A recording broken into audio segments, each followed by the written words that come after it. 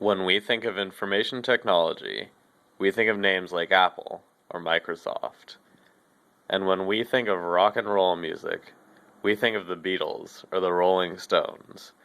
But when we think of information technology and rock and roll music, only one band comes to mind. This is their story.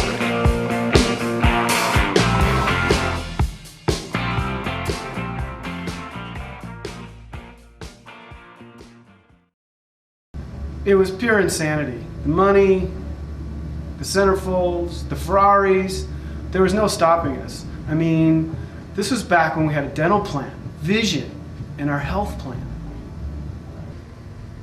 I'll never forget the day that Doug looked me in the eye and said, "You're out of the band. You clear out your desk. You're out of here." Went from, rock and roll to zero. Doug enlisted the help of childhood friends Flamin' Hot Paul Brantley and Kevin Fingers McCarthy, and the trio began to craft a unique blend of heavy guitar riffs, pounding drums, and complete IT services for small and medium-sized businesses. In the early days, it was just a couple of people. We worked out of my garage. And then we started playing music, and I figured, like garage business, garage band. I should start a band. As Affinity grew, so too did the Integrators. When they moved into their Encino offices, they added guitarist Larry Good Times Goodkin and keyboardist Mike Fingers Sweeney. Almost immediately, tensions mounted. Alright, so on the first day, they told me the bass player also goes by Fingers. I play keyboards. That should be my name. But the music was so good, I stayed on. Also, Doug threatened to fire me if I didn't play, so here. But even with good music, the band needed a break. Once again, Doug had a plan.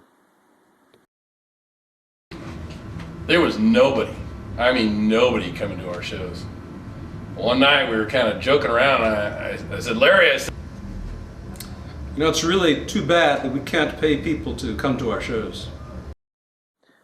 The Integrators began performing regularly for Affinity's employees in mandatory concerts and quickly attracted a rabid following. Fueled by this groundswell of momentum, the band recorded their first album, Fortress, and embarked on a national tour.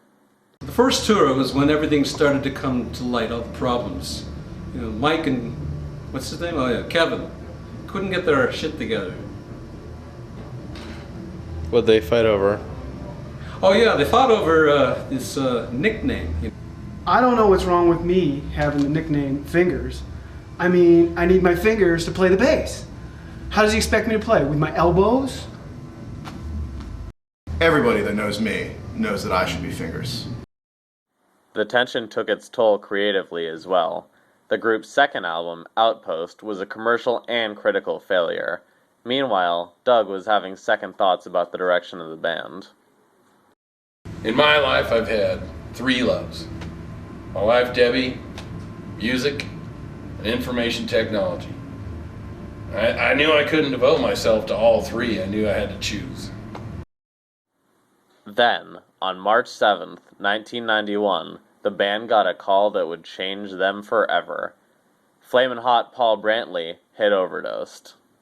I was on a really bad bender, man. I woke up, my face was just covered in, red dust.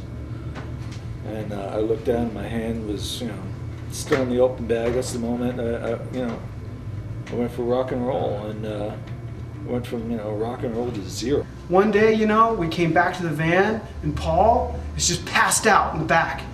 We thought he'd been murdered or something, but it turns out he OD'd on Red Hot, on Flamin' Red Hots. There was red powder everywhere. But the story wasn't over for the Integrators, as they agreed to reunite for one final show. When Doug approached me and said, let's get the band back together, I said, sure, man, but, no 7-Elevens. You can't have 7-Elevens.